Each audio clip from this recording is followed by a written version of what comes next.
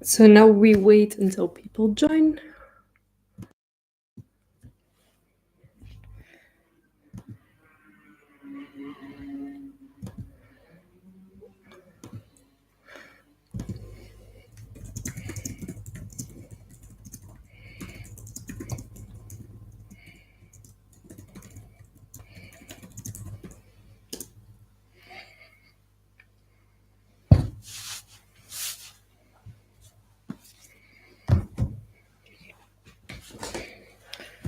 And this time I come prepared with the books for the next stream or read along or whatever we're gonna call it. So if you're the first one here, hello, lovely. Could you kindly confirm that everything is working, that you can hear me, see me, that everything is all right?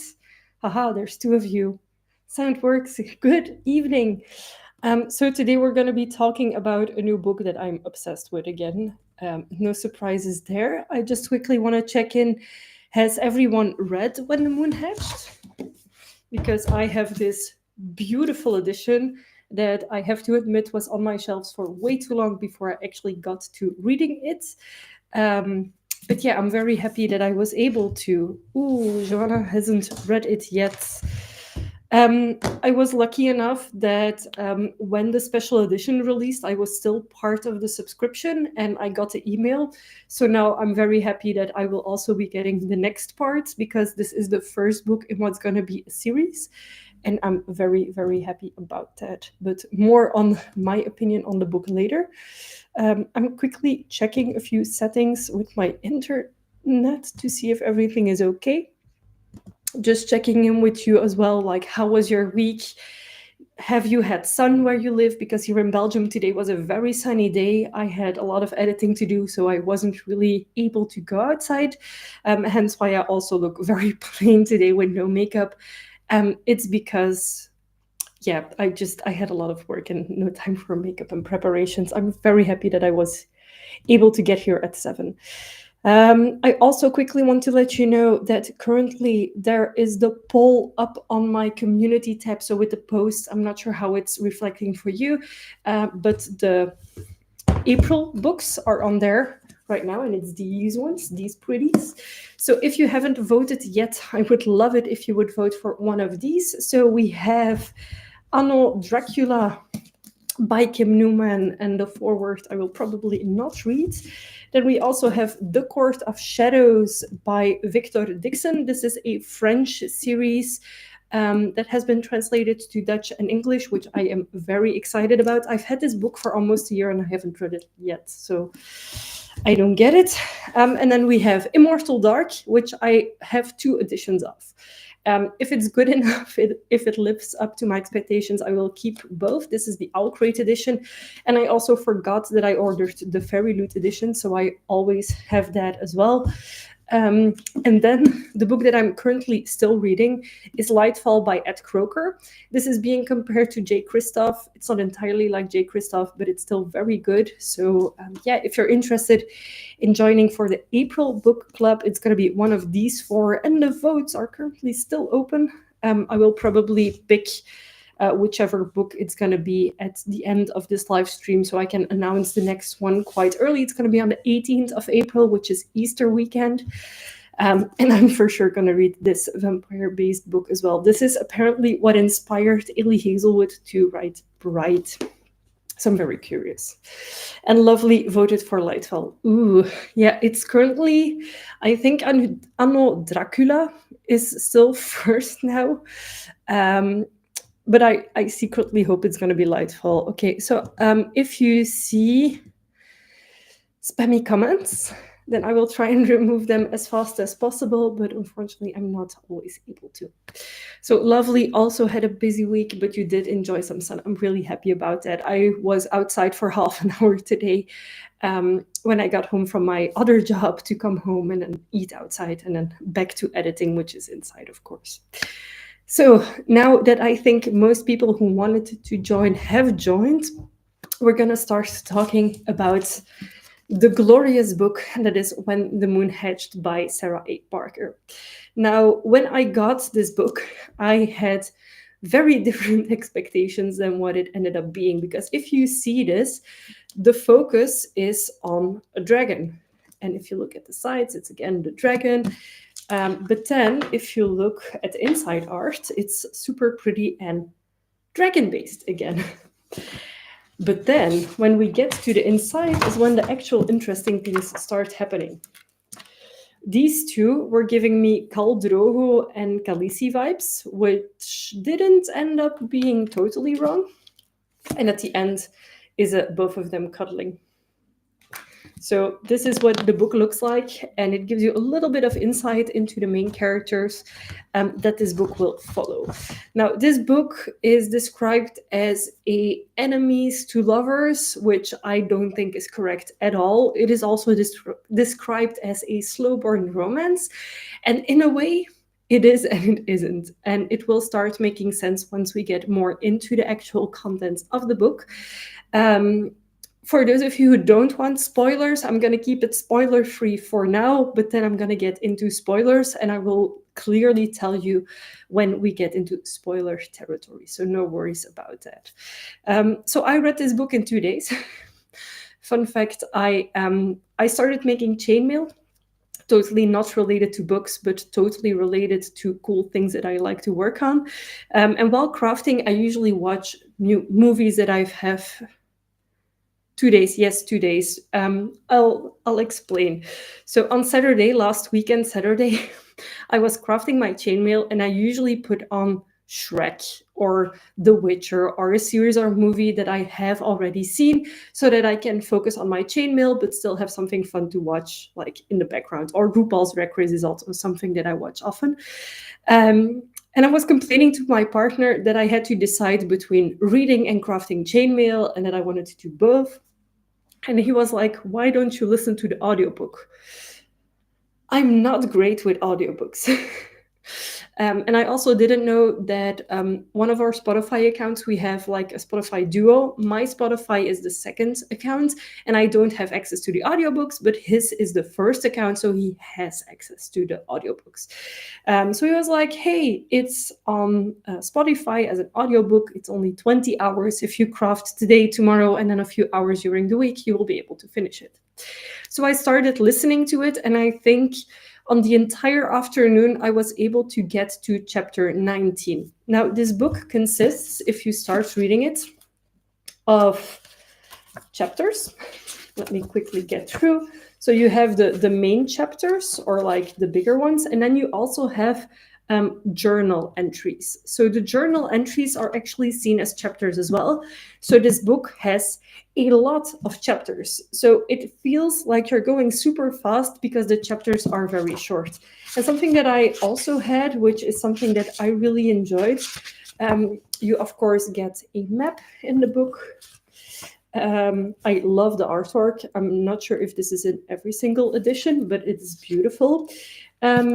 But they start the book with the creation of the world. So with the different elements that they see as more or less people, or they are described as like actual gods, more or less.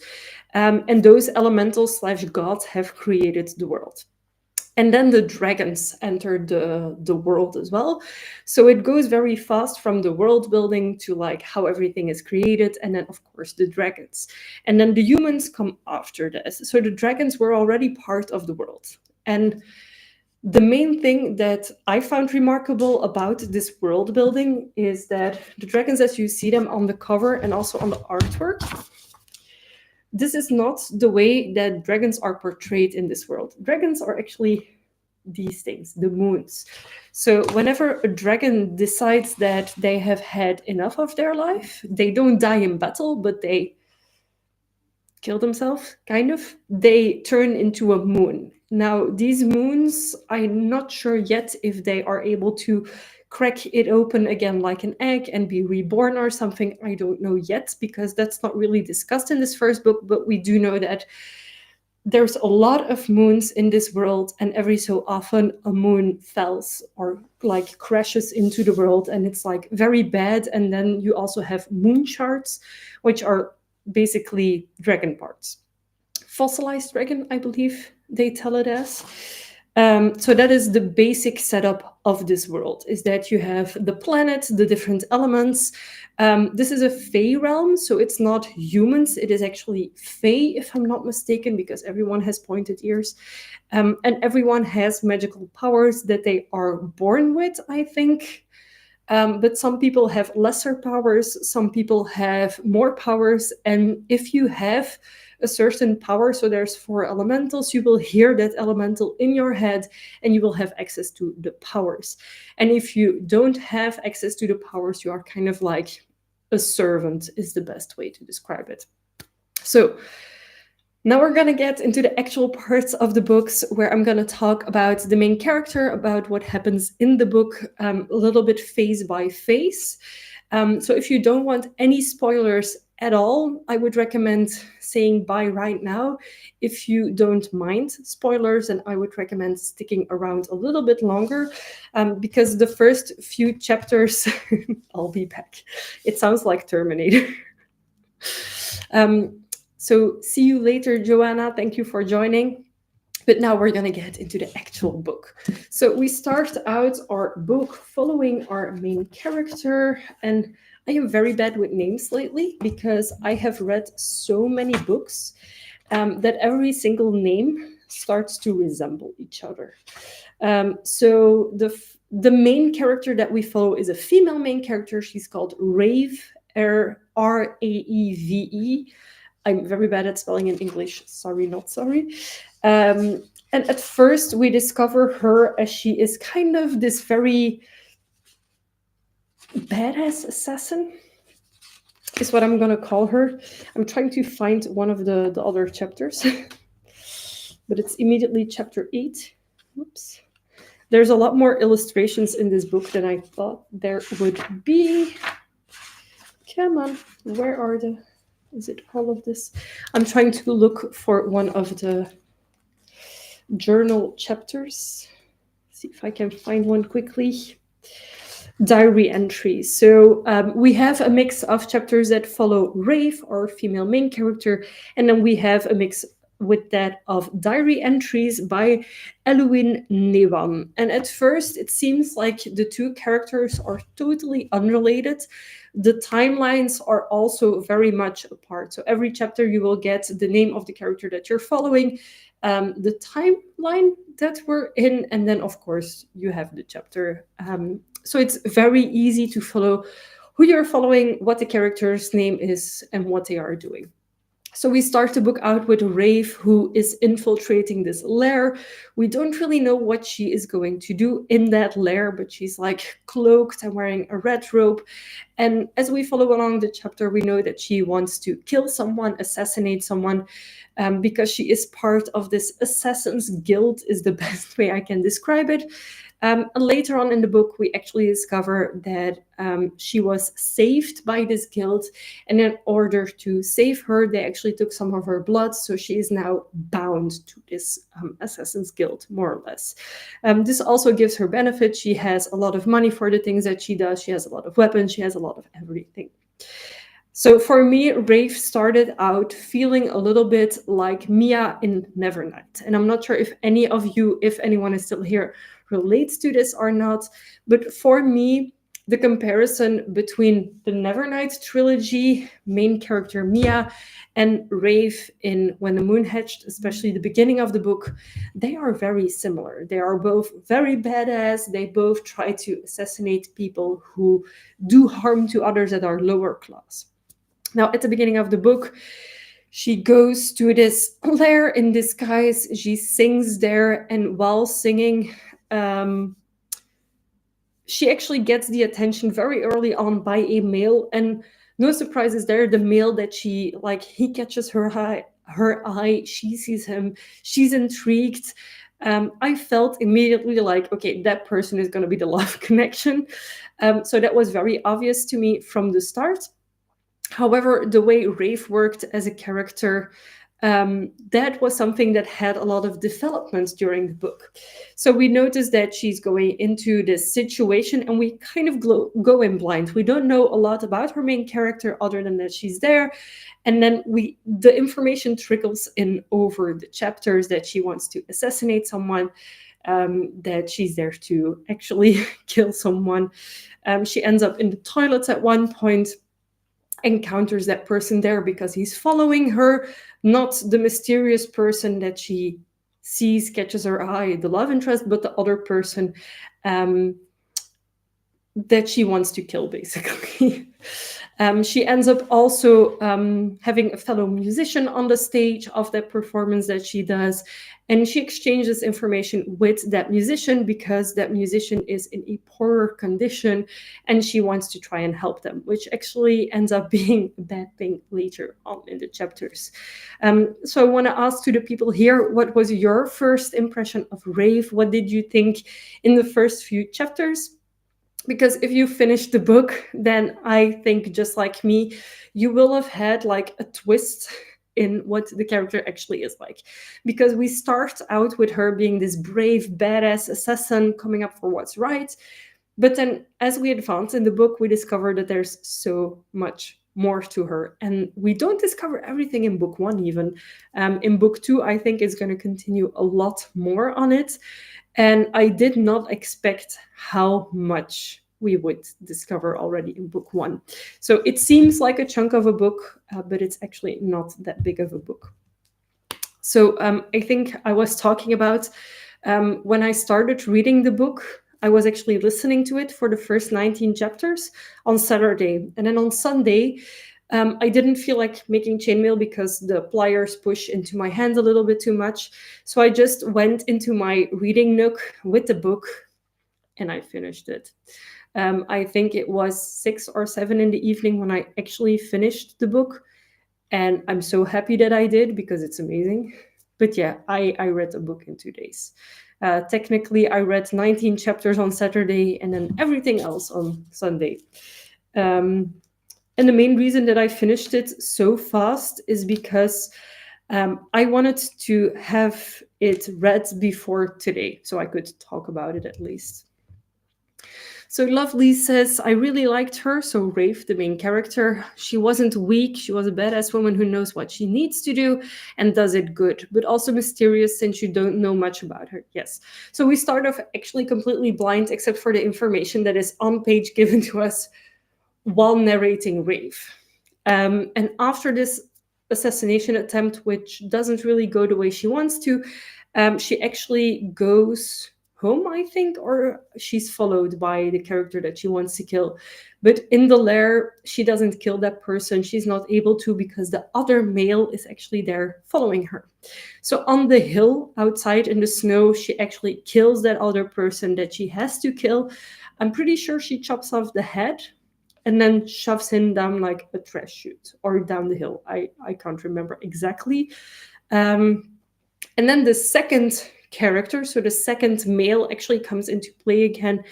And she almost cuts off his delicate parts, threatening him. But actually, they end up splitting ways again, and she goes home. Now, her home is actually a small home that is like very far away, that is hidden, and she lives there together with another girl whose name I cannot for the love of me remember. I only know that they both kind of saved each other. They both came from a bad situation. So they stick together in this home.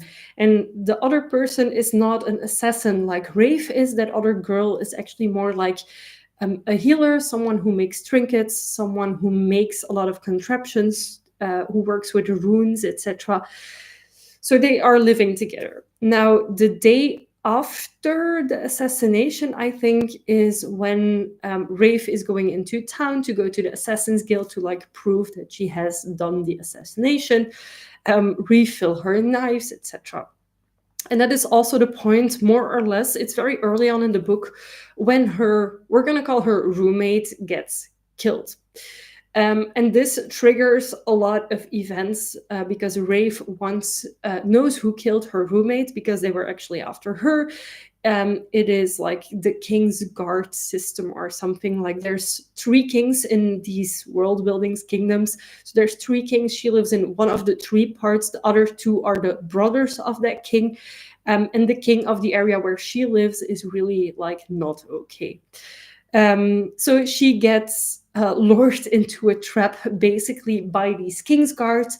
She knows she's being pulled into a trap, but she goes there anyway. She kills, I think, 23 or 24 of the guards while they ambush her before they're able to put a pin through her, and that pin ensures that she doesn't know how to communicate with her magic. She has 2 types of magic at the beginning of the book, earth magic and air magic, if I'm not mistaken. That's not super important. She's really a badass, basically. But she gets captured, put in a cell, and then they are going to put her on trial for killing 23 or 24 people of the Kingsguard and also biting off the finger of someone very evil that will become more important later in the book. Yeah, Essie. Essie was her roommate, yes. Normally, when I read books for book clubs, I annotate them, or at least I take notes, because now I was in such a time crush to finish the book, I didn't take any notes. So I'm gonna have to ask you for help every now and then about this book. So Essie, her roommate, gets killed. Rave gets full-blown assassination attempt. No, Rave goes full-on killer mode to take revenge on Essie and gets captured. And during her time being captive in like this prison that she's in, she talks a little bit to the other prisoners around her, and suddenly the male that we met in chapter 1 basically is there as well, in a totally different garment and like being very noble, etc. She doesn't know at this point who he is yet, even if they've had the encounter on the hill, and he promises her that that he can help her, basically. Rafe is then taken into court. She's in very, very poor condition. The person she bit the finger off of lashes at her back with a whip with a metal bit, so her back is completely open. She doesn't want any help. She thinks or knows she's gonna die anyway, so she's like giving her food to the others who are still going to survive. And she gets put up for trial, and it is decided that she will be killed by dragons. So the dragons in this world are still there, of course. Not all dragons have turned to moons in the sky. There's still a few dragons left. Dragons have different types of eggs, and you will get information throughout the book about one specific type of dragon, the snow dragon, which is called the moonflare, I think it's called. Someone please help me out on the, the dragon name. But those dragons, when the egg starts to shake, you have to keep it cold. So in the snow, and in the diary entries, we follow this other character who's actually hatching an egg together with and for their brother. So their brother was originally hatching it. Her brother became... This is not Rafe, by the way. This is another character of who we follow the diary entries. And when the egg hatches, the dragon has a wing that isn't totally functioning because it wasn't kept cold enough as it was hatching. But yeah, so the different types of dragons hatch in different areas and live in different areas. So for example, these snow dragons also have a very hard time going to the more southern parts where it's warmer, where there's a lot of sun, because they burn in the sun. And this will be important at the end of the book, because there is, of course, travel in this world with dragons, and some dragons are able to go in some parts and some aren't. I'm gonna quickly drink some water. If you have read the book, what is your opinion on what happened when Rave got captured, and what do you think about what happened afterwards? Because right now we're getting into how she like gets put on trial by the dragons, basically, and how everyone thinks she dies.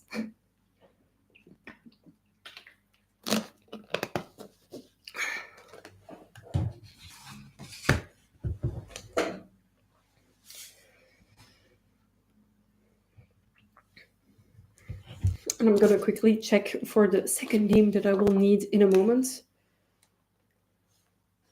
Well, I'll wait for a few of you to answer. You don't have to, of course, but it would be nice.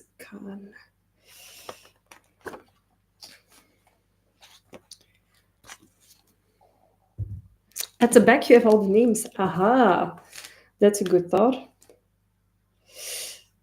We have some names. We don't have them all. We have the family line of the royals.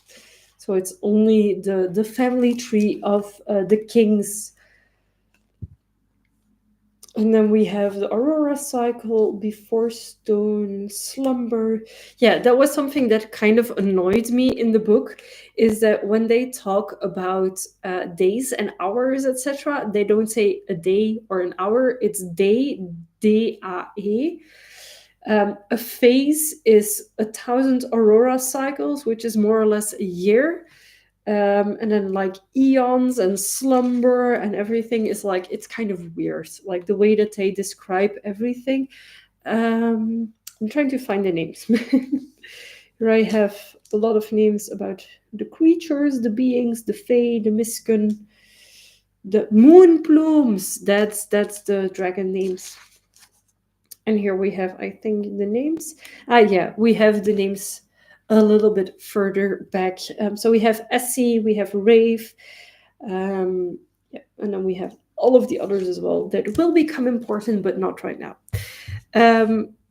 So right now we are to the point where Rave has been captured. This is still quite early on in the book, where she actually will be fed to dragons. What we don't know is that the mysterious person who has been visiting her, is one of the three kings. So he's the king not of the region where she is, but of another one, and he has a dragon. He actually heals her while she's in prison, so he takes her out of her cell, gets her to a healer, because he notices something is wrong. And then that healer sees something very peculiar about Rafe, that she promises Rafe not to tell the man. But basically, when she's on trial to get eaten by dragons, she is eaten by the big dragon that actually belongs to said male. And he's called Kan, so K-A-A-N. I'm gonna type it just for ease, because that's better, I think. So Kan actually takes her with him, and she at first is in his dragon's mouth.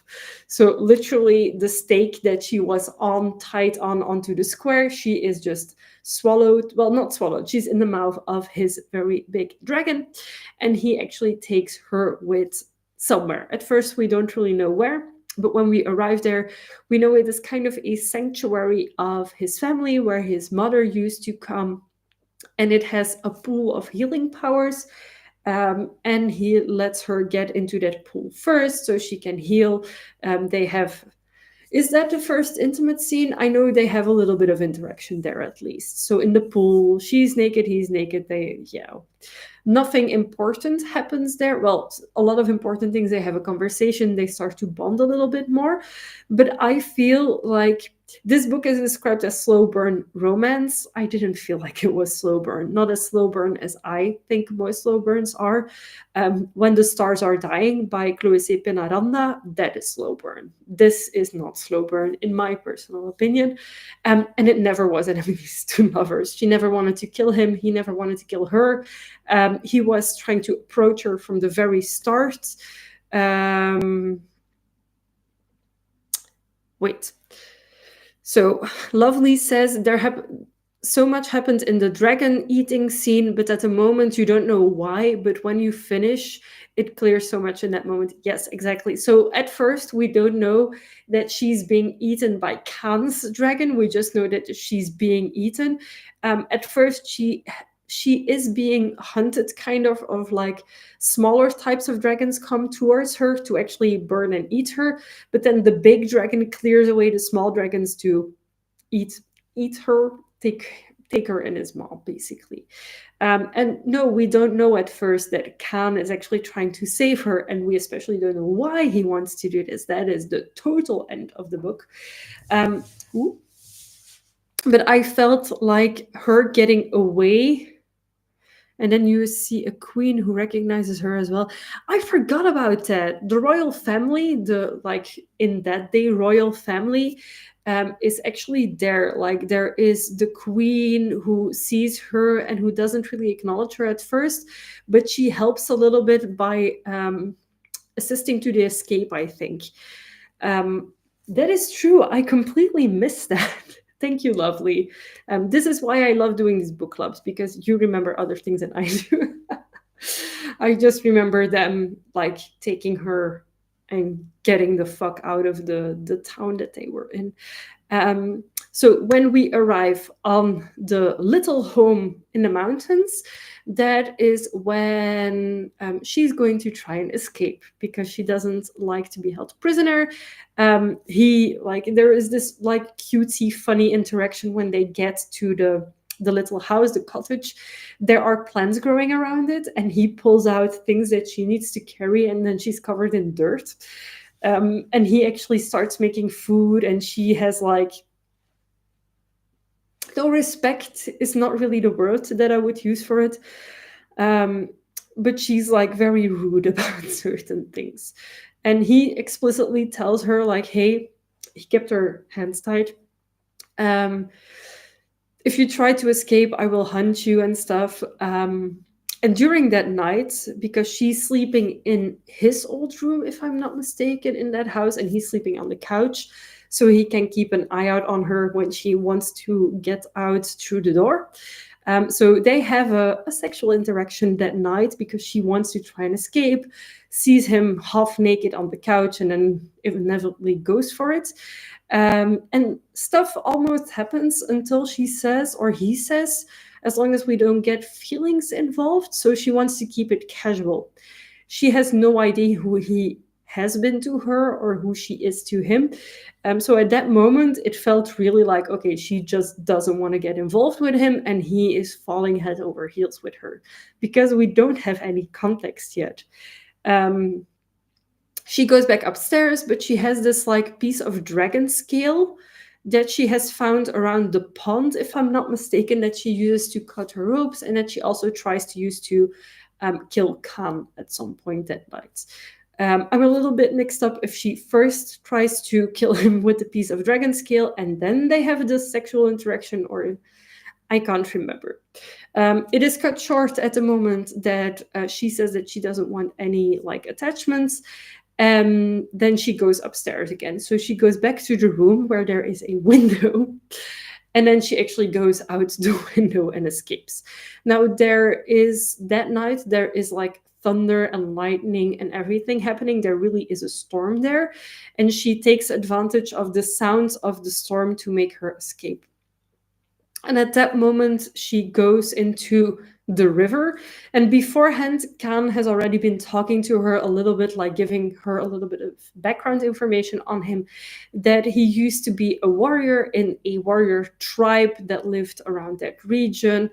And that he wasn't immediately like king, and that he wasn't like chosen by his family because he was the strongest. So that entire thing comes into play now because she goes down this river, which was very not so smart. And I think she hits her head and then wakes up with a log or something. And there is people next to the river trying to get her out. And that is also where a mythical beast comes to like give her her destiny, more or less. So the people of this tribe, of which she doesn't speak the language at all, save her, kind of take her with them, and she actually goes to that tribe. Now, that tribe sees her as the new queen or as the chosen one or like a prophecy, something, because of the beast that has come to her as well. So in this tribe, at that moment, there are warriors that want to fight for the honor of being her husband and being able to have their children, basically, because the prophecy says that the children of this chosen one, who she is, Rafe, at this point will save the world and will prevent it from having more dragons falling down. If anyone at any point wants to jump in and give more information or like say something about where we are now, because now is where the two men why they were fighting when she found out. So no one speaks her language. She just has two men approaching her. She's bathed. She's put in like a pretty dress, like to the standards of the tribe that she's in. And they both offer her a sort of token. Like one is not sure if it was a dragon statuette or if that's only at the end. And one of the girls that is actually helping her can translate a little bit what is going on. And when they explain to Rave, who is like very much, leave me alone, I'm my own woman, I do what I want, that she's actually gonna be like wed to the person who wins that trial, it was intense. So the trial happens, two of like the best warriors of that clan fight, one of them wins, but then she understands that it's not what she wants. She doesn't want to marry this man, so she challenges the man who won to fight for her own right to be her own mate. I think, I don't know, it was very complicated. It was not my favorite part of the book. She ends up in a fight with the winner of the previous fight. And all of these fights are to death. So the first one has killed the other participant, so the one who won. And in the second round, because she is the chosen one, he cannot kill her. He has to have her submit, and she has to kill him. Now he cheats. So the warrior she's fighting against cheats, and he actually throws a snake at her at some point during the fight, which paralyzes her, but still she never submits. Now, the moment that she's on the ground, suddenly, of course, Khan wakes up at some point, and he comes with his dragon to that lair. And surprise, surprise, Khan was one of the like highest ranking generals or highest ranking people in that tribe, and he actually challenges the man who just fought with Rafe to like combat to get her honor or whatever, and he makes it so that even if he would lose, she would still have the right to be free, more or less. So again, another fight happens. He gives her like the charm thing that she can wear around her neck, and of course he wins. Khan wins. So we get a lot of background information of Khan about this tribe that afterwards doesn't come back in the book. So I hope maybe in the second book or the third book, if there's going to be a third one, this tribe will come into play a lot more. The interesting thing I found about this tribe is that they actually live inside the carcass of a dragon inside the mountain. So it was like, I don't know how they did it, but I like the world building. Like, if that would have been in a video game, I would have been super excited about it. And even in the book, I thought it worked really well. So at that point, of course, Rave is taken back with Khan, but she is, I think, going in and out of this paralyzing venom thing of the snake that she got bit by. She's also lost a lot of blood because she has been fighting this like really strong warrior. And then when she awakes, so Khan takes her on his dragon to his house, which is actually the castle of one of the three kingdoms. So the South Kingdom, where it's very warm, where there is a lot of sun and stuff. So in that kingdom, when he arrives, we have the first interaction with Khan's sister. I need to find out the name of the sister again, so I will be going to the back of the book. Again, if I'm missing something, if there's something you want to talk about or discuss about this part, now is the time.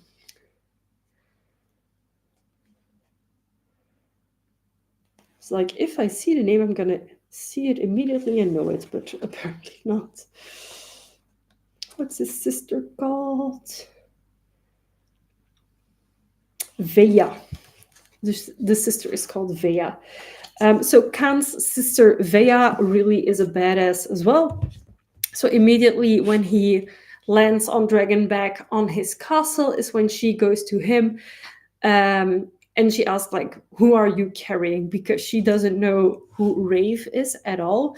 And when he opens the kind of cloth or like hood that she's in, she sees the girl like Rave, and she recognizes her, surprisingly, because at this point in the book, we still have no clue who she is and what's going on and anything. We are kept in the dark for a very long time about who Rave actually is. So Rave is taken into this castle. She's being brought to the healers. We encounter the other mix of warriors in this castle. Also the redhead who becomes a comical relief. Lovely says, I really liked this interaction between Khan and his sibling and close friends. Yes, I really liked it as well. You really notice that they are a tight knit group and that they all care about each other. So when Khan is bringing in someone on Dragonback, they want to know what is going on and also like how they can maybe help in whatever way. And everyone immediately knows who Rave is. And he can doesn't want them telling Rave who they think she is. So that is one of the first interactions that we have whenever she enters the castle. Now, whenever we get into the castle, we have the interaction between Khan and his sister about Rave as well, where they go on that she is someone else. And this is, I think, the first time that we start getting hints towards who Rave actually is, and that the chapters that we have been getting thrown in between in the book, so the journal entries, are actually Rave's past life. Now, how to make it make sense? um, we'll get to that soon. We're not going to go there immediately, but when the healer is healing Rave, Khan isn't there, but his sister is at the first time, I believe. And the healer sees something in Rave that she tells the sister, and then the sister tells the healer to not tell Khan. Because it's something important that will come later in the book. But this is also when Khan and Rave start getting more attracted to each other, more in communication with each other. But Rave, being Rave, she doesn't want to stay there. She doesn't want to be safely in the castle. She wants to go out. But people recognize her and she doesn't know it. So the first time that she wants to go outside, she is just like, everyone lets her through. She goes to these two men playing the card game that they play often, and she just takes fruit from them and like walks out with it. After a few interactions, they don't hold her. She even like asks them for something easier to carry, a knife in and stuff, and a candelabra of gold, and they don't question it at all. It's like, what is going on here? Also, when she goes outside, she talks to the guard and she exchanges like this empty bowl in which crisps were against his dagger, if I'm not mistaken. So it was all very funny. But when she goes into the actual city, she always has one of the guards with her, the redhead. I still cannot remember the name. So if anyone can help me, if you know the name, before I can find it in my book, that would be very helpful. No.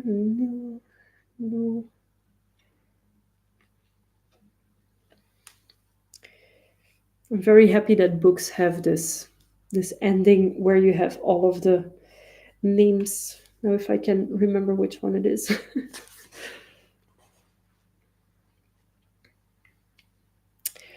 No. So the name of Rowan? It's possible that it's Rowan. Rowan, an alchemist and member of King Khan's imperial court, sibling of Pyrock. Yes. So Rowan and Pyrock are two siblings. Pyrock is apparently like not around in the book. He's referenced twice, I think. That Khan asks Rowan like, "Where's Pyrock?" And he's like, "He's out. He's away." But Rowan is actually a little bit of a guard figure for Rave in the time that she's in the town.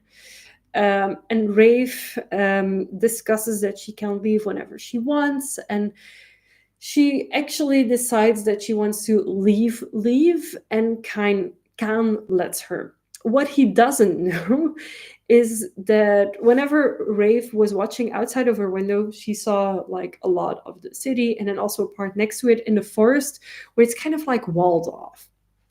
And she asks, why is that part walled off? And they're like, oh, there's this evil creature there. She doesn't buy it because the evil creature that they described doesn't live in the area that they're at. And if it were, it wouldn't never be contained by a wall or like a fence or something. So one of the first times that she goes there, she actually knows this. And she finds this like hidden house, more or less.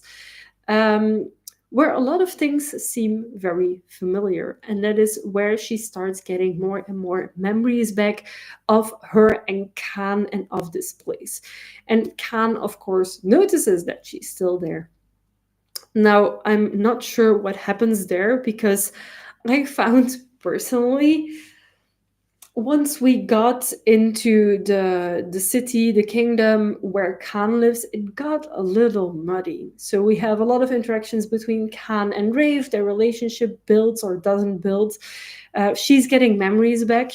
Khan's sister Vea is actually going to the kingdom of one of the other kings, where she knows the diary of Eluin, which is the name of the girl who writes the journal entries, and apparently, maybe Rave, where the diary would have been hidden, because a lot of things have happened to Eluin in Eluin's life, and they think that Rave is Eluin. All of the signs point towards it, but that Rave doesn't know that she is Eluin yet.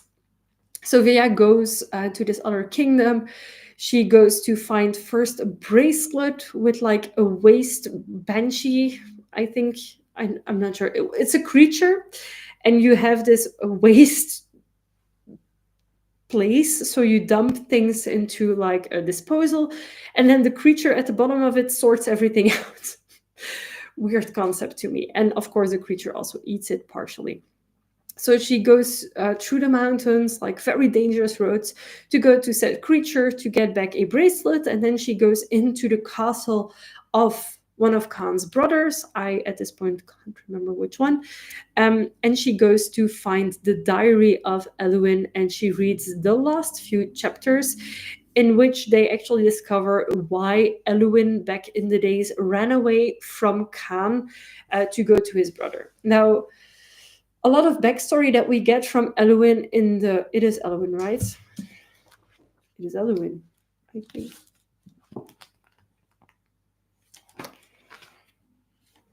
Eluin Nevan.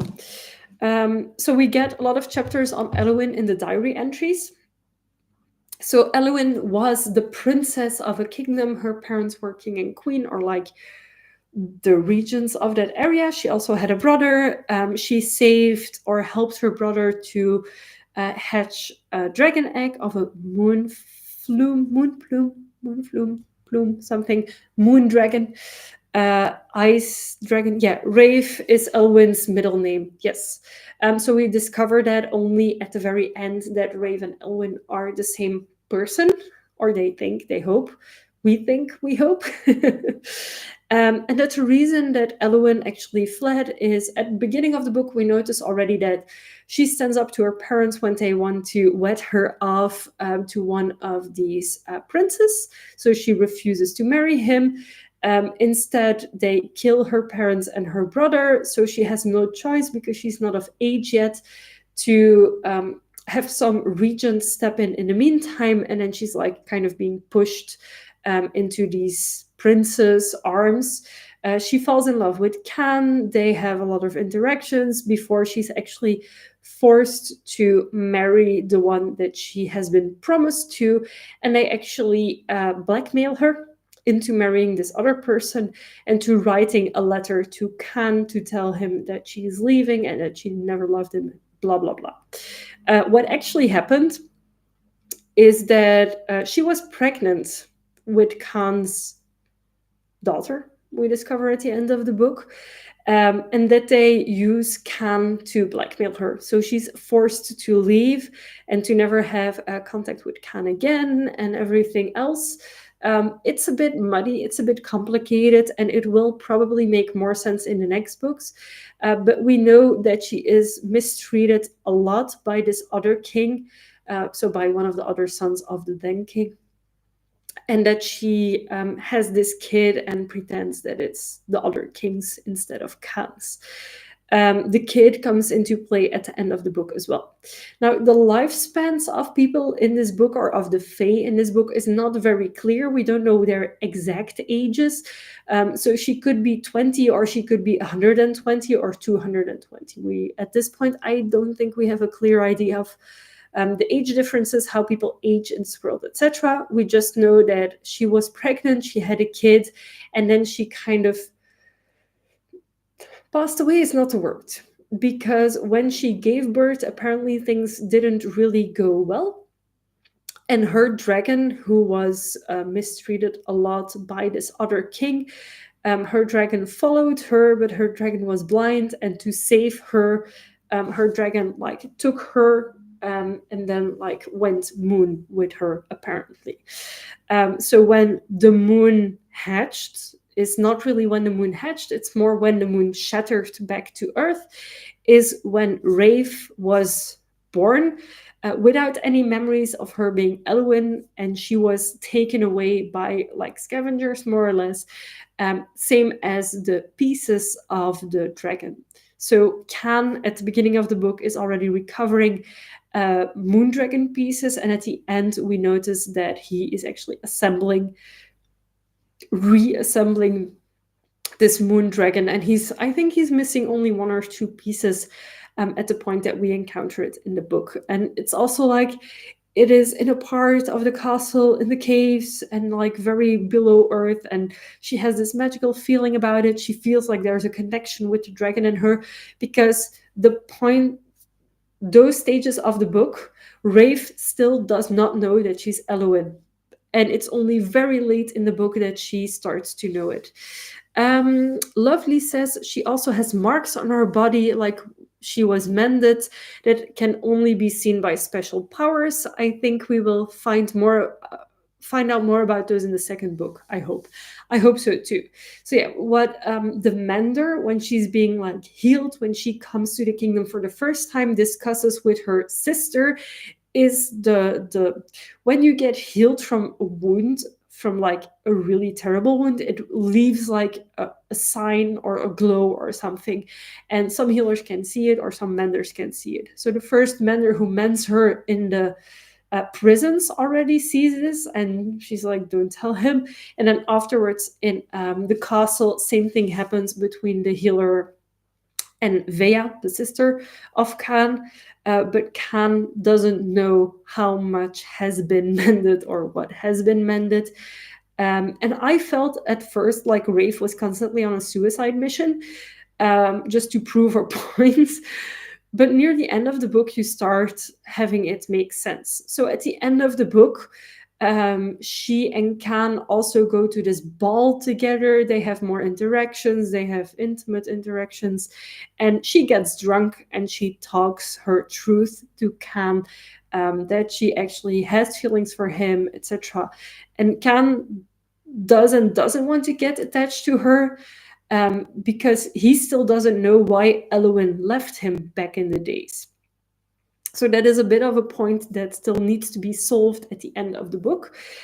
We know that Vea reads the last few journal entries from Elwyn in her journal that she finds in this other kingdom, and that the kid that they had, or like the daughter that she had, is actually Khan's. And then we jump a little bit to the daughter, to said daughter, who is also making her escape from the kingdom she's currently been in, and that she is trying to like go somewhere else, but she has been captured. So the last few chapters of the book go around the daughter of Khan and Rafe, and not anymore about Rafe and wow, names. So Lily Eve, hi, welcome to the live stream. You read the book in January. Yeah, the thing is, I had this book on my shelves, and sometimes I need a little bit of motivation to read books, because I have over 150 books that I still need to read. So yeah. Yeah, the daughter already has the special crown with the god trapped in it. I think the theory on the crown is that the crown leeches powers, and that it doesn't actually allow the people to use those powers. So Lily Eve says, I loved it. It was the unhinged female rage I didn't know I need. Just my opinion. Yes, I loved that Rafe was a very badass character. So I think now we're done with the basic line of the story. So we will see in the next book how everyone discovered everything. I think that's going to be a big part of book 2, like them unplotting everything that has happened, Rafe getting back her memories with the book, without the book, I don't know. And I think, or I hope, that we will get more about the daughter and how she can actually save the moons from falling. So yeah, very excited for book 2. And Lovely says, but also the god is trapped in there because the crown started to speak to her. She was falling in love with him. I can't remember that about the crown. Maybe that's just me. Maybe I wasn't interested in it enough. There's a scene in the bar with Khan, and that's why Khan's always saying to say, otherwise someone more needs your help. Yeah. At first, at the very start of the book, so in this world, you can send letters to each other, but they arrive as like folded birth type letters, is the way that I remembered it. And at the beginning of the book, Rave gets a letter that says, I need you.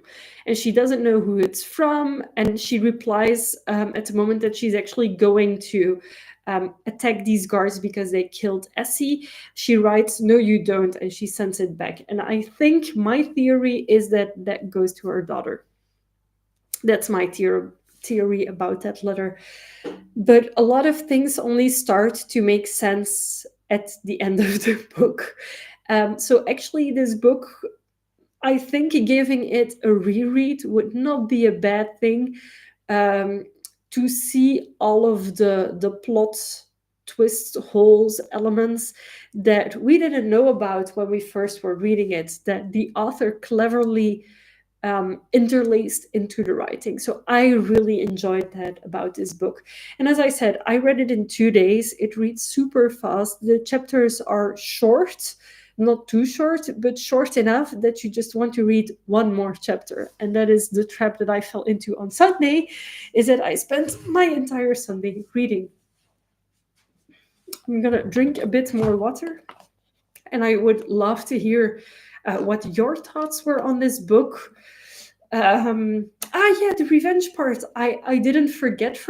So the guy who Rafe bites the finger off in the first like attack where there's an ambush, he ends up coming to Khan's kingdom at the end, not knowing that Rafe is still alive, of course. And he's like being a total ass. He's actually looking for the princess that ran away. He's not going to find her. She's not there.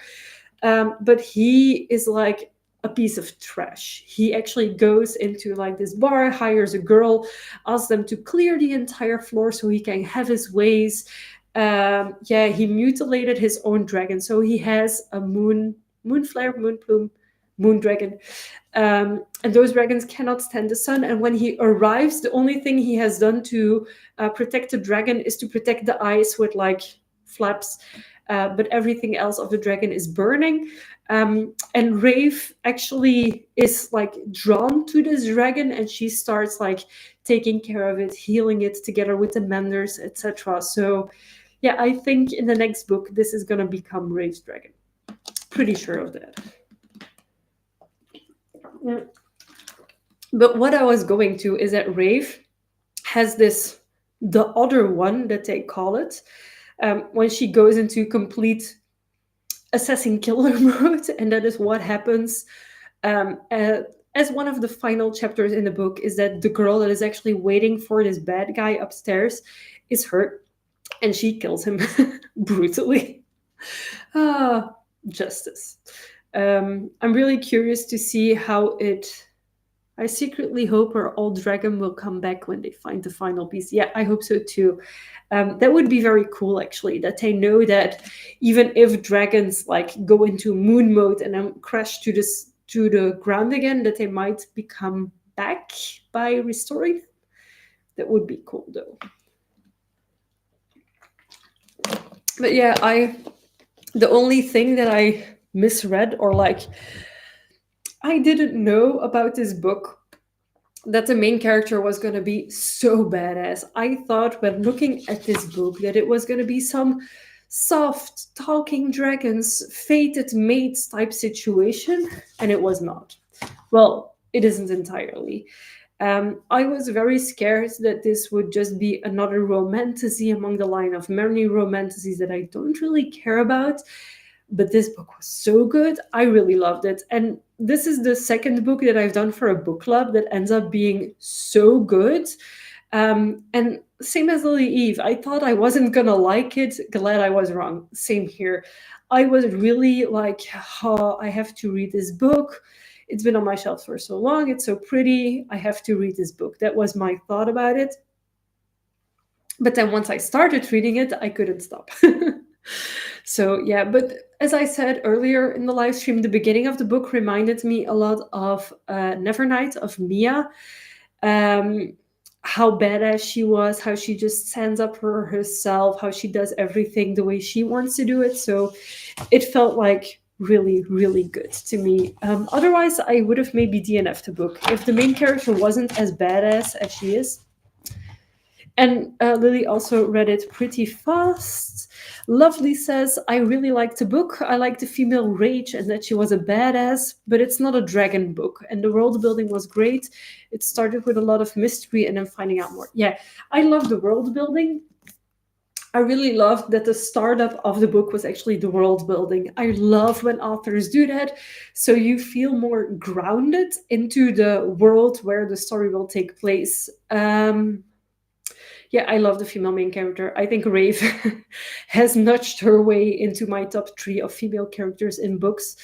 I'm really excited about the next books in this series. And if I'm not mistaken, the second book is set to release this year. In November, I think. I'm gonna quickly check Goodreads to see when the Moonhatched book 2 comes out. But I thought it was going to be more about the dragons as well. Now it was about the dragons, of course, but I thought they would be more like fourth wing dragons, where the dragons actually talk and everything. So let's see. Moonfall book 2. It is expected. The Ballad of Falling Dragons. October 7th, 2025. Didn't she say it was delayed till 2026? I hope not. I really hope not. Every day that I wait for the next book in this series is a day to one. Okay, not as dramatic as Empire of the Damned, Empire of the Vampire, but still, I want to read the series when it continues. Like, I loved this book. The only reason I gave it 4 stars is because for 5 stars, I would have had the next book. I think maybe the next book could be 5 stars, or the series as a whole could be 5 stars. I loved this book. I would have given it 4.5 stars if Goodreads would allow half stars. It's not fully there yet for me, but it's a super, super good build-up. I have to say that I enjoyed this as much or even more than Fourth Wing. It is different. We still have our female main character, but I feel like Rave is so much stronger than Violet. So the comparison between the two kind of stops at their dragons.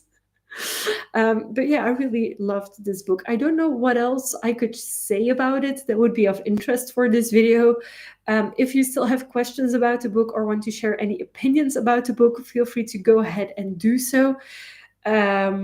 But yeah, I really liked it. I think I'm very happy that I have this edition, which, by the way, they are going for so much money online. It is insane. How much money do people give for a book that I think I paid 50 euros for?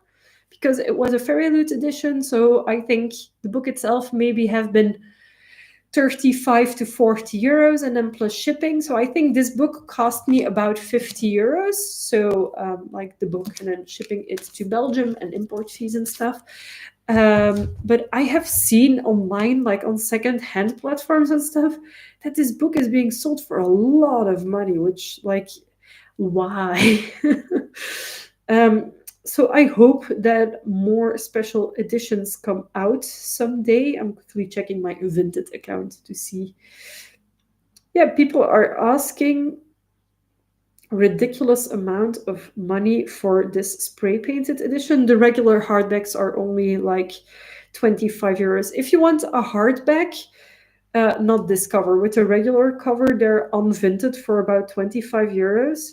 But then there's another special edition that is like a numbered special edition, the Dreamer Whale edition, and it's 150 euros second hand. What, people? What? I'm quickly trying to find 140 euros for this edition. 140 euros for a 50 euro book.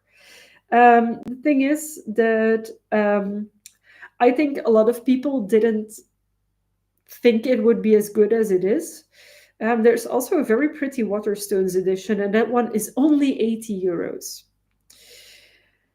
Yeah, 110 for the Fairy Loot edition is the lowest that I can find right now, but there are a few up on Vinted. So if you ever want to buy a copy and you want a special edition, know that there's lots on Vinted, and also like the hardback is cheaper on Vinted than new.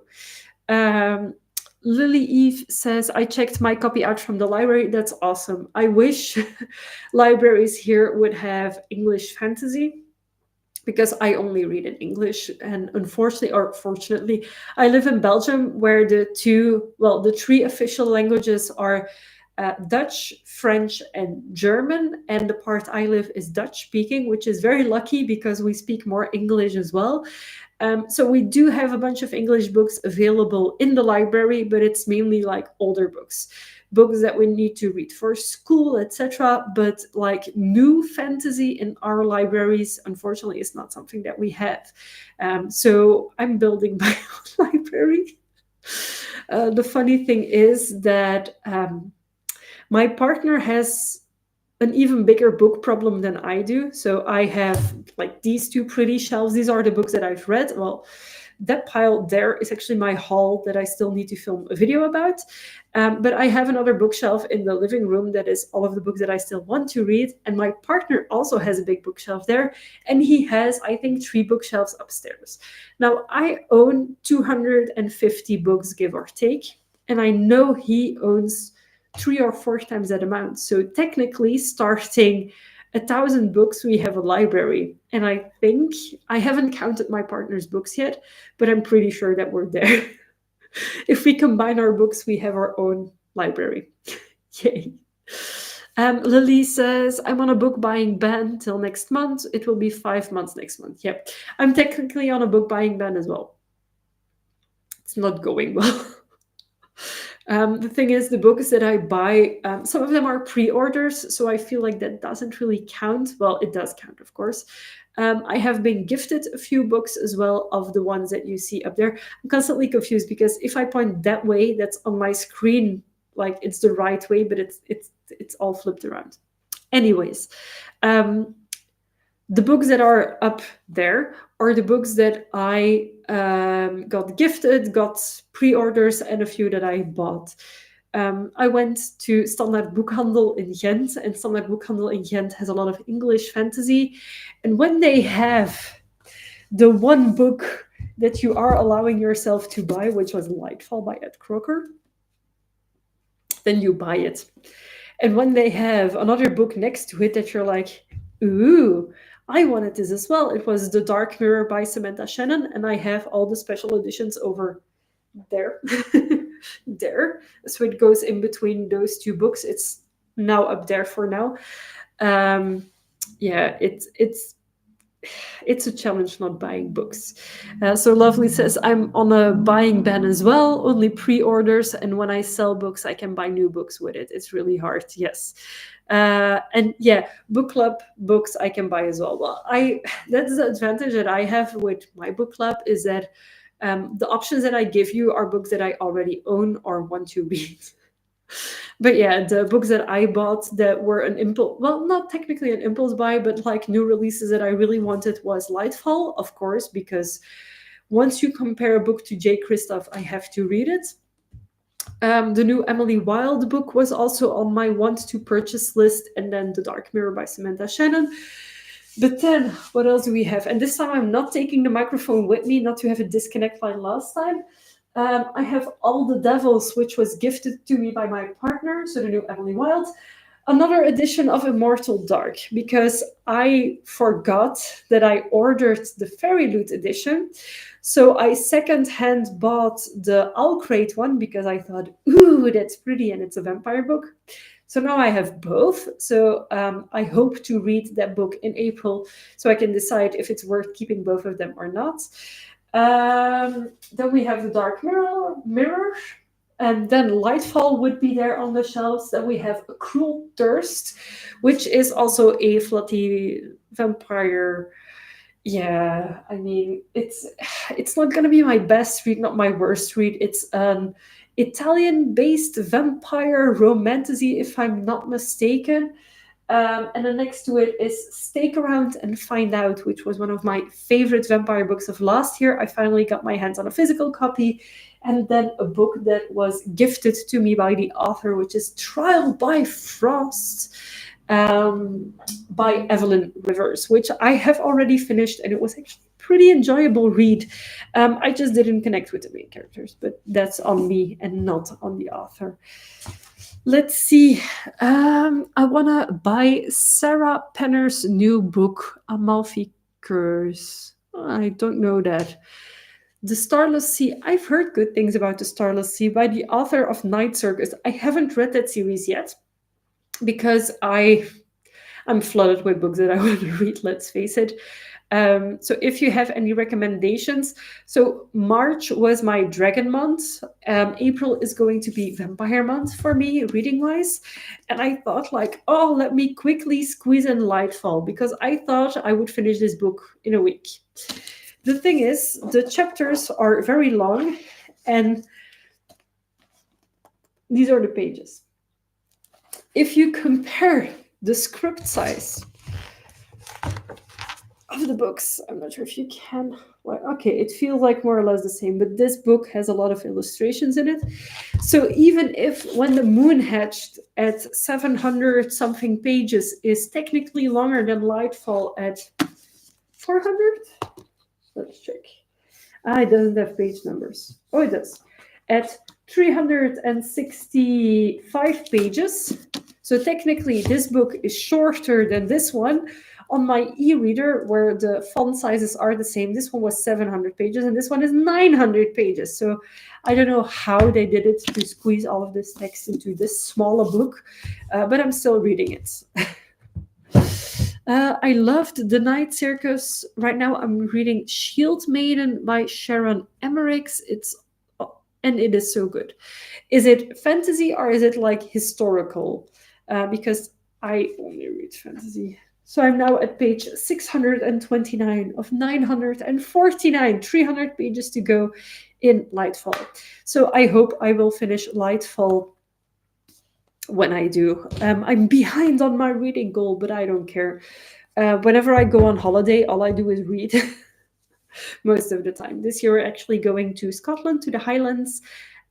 So not as much reading there, I think, because we're going to be walking a lot. We're going to be like exploring a lot. It is a book about Beowulf type content. I'm not familiar with that. And Lovely says, I'm reading Nevernight at the moment. Yay, go Mia! The thing is that I resemble Mia a little bit. Like, if you see Mia on the books, hold on. So I have the hardcover copies of Nevernight. So if you see her, she has like black hair and a fringe. And it's a very blonde fringe. So yeah, I kind of look like her. I also kind of don't. Funny story. I didn't know how good these books were. This book, I'm not sure which one, but one of the three books was actually supposed to be the Christmas present to my sister-in-law. She asked for one of the books. And I actually bought the hardcover copy because I'm a hardcover person. So when I gifted it her, I think it was Christmas, like years ago, she was like, oh, but I prefer the soft cover. So I took home the hardcover, purchased the soft cover, and then the two other hardcovers to complete the trilogy, and then started reading it. And I fell in love with these books and with the writing style of J. Kristoff. So yeah, this is how I got started with my obsession for J. Kristoff, the Nevernight trilogy. And then other friends of mine started reading it. We all fell in love with it. Like, this trilogy really, it is something. So have fun reading it.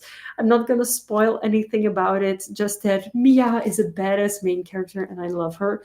The second book has a little bit of middle book syndrome, but the third book is a satisfying conclusion, and I loved it.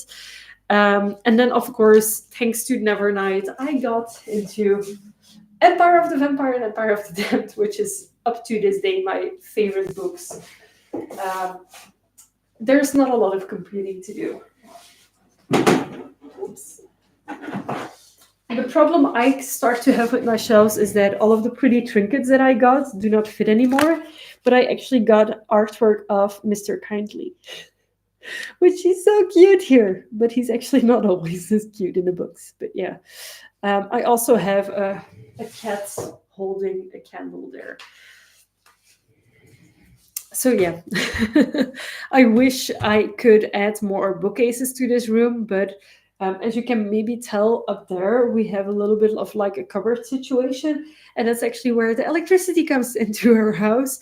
And on the other side, I have my desk on which I work.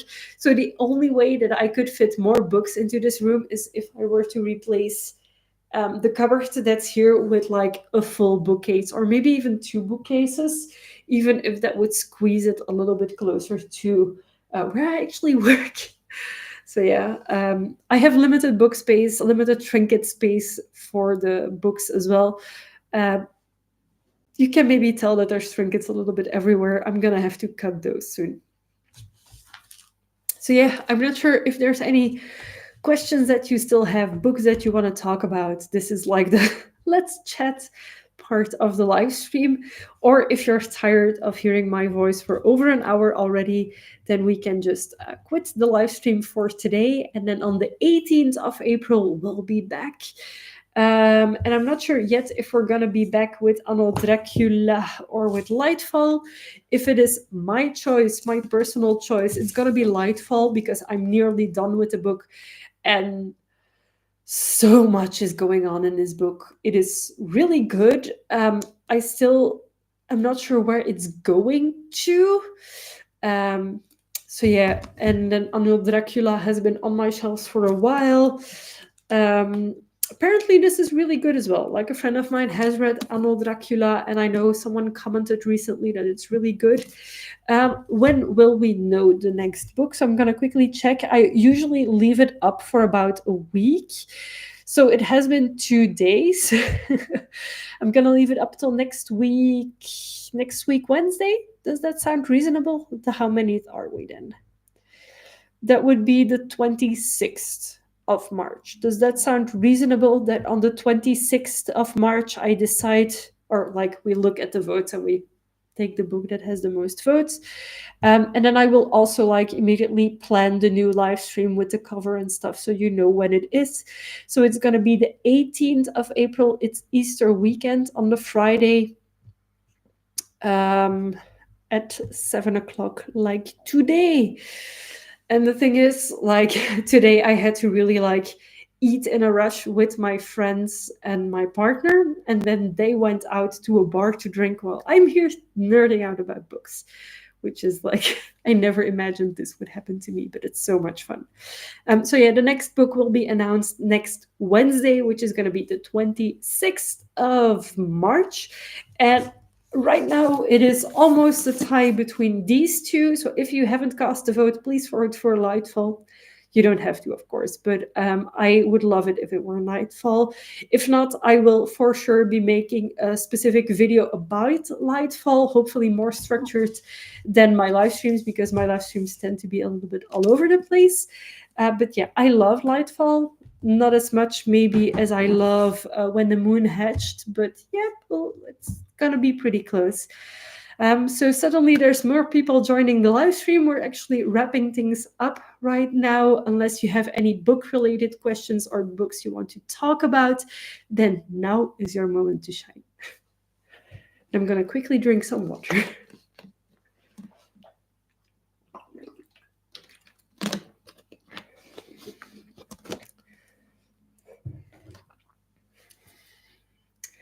So I know that I haven't made as many like actual videos up on my channel.